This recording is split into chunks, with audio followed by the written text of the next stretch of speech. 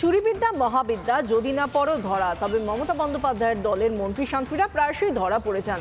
কাটমানির বাড়াবাড়ি জানেন দলনেত্রীও। ভারী সহজে নবান্নে বসে প্রকাশ্যেই বলেন নিচের তলা থেকে উপরের তলায় টাকা খাওয়ার রেওয়াজের কথা। কাটমানি অপরাধ বলে শান্তি সেপাইদের হুঁশিয়ারি করলেন বটে, কিন্তু তাতে আদৌ কি কাটমানি স্রোতে বাঁধ দেওয়া সম্ভব?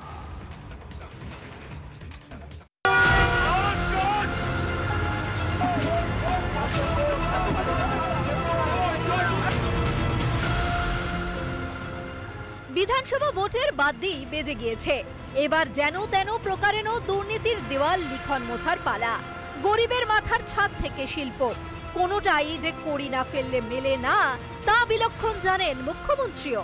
ইন্ডাস্ট্রিকেও আমি বলবো, কোনো ইন্ডাস্ট্রি করবার জন্য কেউ কিছু চাইলে দেবেন না, প্রয়োজন নেই। গভর্নমেন্ট যখন কাজ করে কারো কাছ থেকে নিয়ে নয়। মানুষের কাজের জন্য গভর্নমেন্ট যে প্রজেক্ট দেয় সেখান থেকে 1 টাকাও নেওয়া অপরাধ।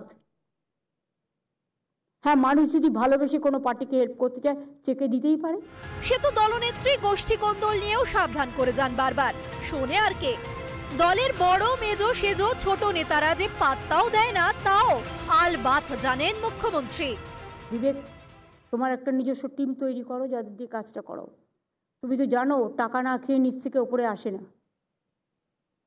ওটাকে বন্ধ করতে হবে, টাকাটাকে ফাঁকা করতে হবে, ডিরেক্ট সেন্ট্রালাইজ করো এবং নিজে দেখে নাও। টাকা ফাঁকা করতে কেন্দ্রীয়করণ, তা কি ধরনের কেন্দ্রীয়করণ হবে এবার? নিচের তলার খাওয়ার সুযোগ কমিয়ে ওপর তলার পথ প্রশস্ত করা? এর উত্তর পেতে গেলে একটু পিছিয়ে যেতে হবে। পার্থ, কেষ্ট, জ্যোতিরা চুরির অভিযোগে জেলে যাওয়ার সময় ঠিক কতটা প্রিয় ছিলেন দলনেত্রীর। হাবড়ায় বালুকে অ্যারেস্ট করে অনেক কাজ করেছে। ও অ্যারেস্ট করেছে কিসের জন্য?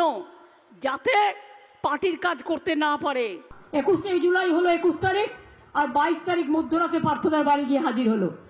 তুমি আগেও করতে পারতে, দেখে নেবো আমরা কেসে কি আছে।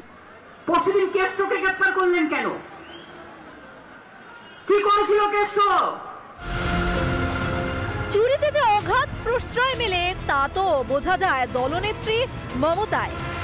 তাহলে ভোটের আগে কাটমানি অপরাধ বলে হেঁকে কি চোখে ধুলো দেওয়ার চেষ্টা করলেন তৃণমূল নেত্রী? রিপাবলিক বাংলা।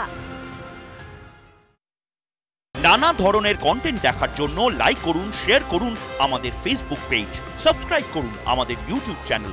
পাশাপাশি অন্যান্য ব্রেকিং নিউজের জন্য অবশ্যই চোখ রাখুন রিপাবলিক বাংলায়।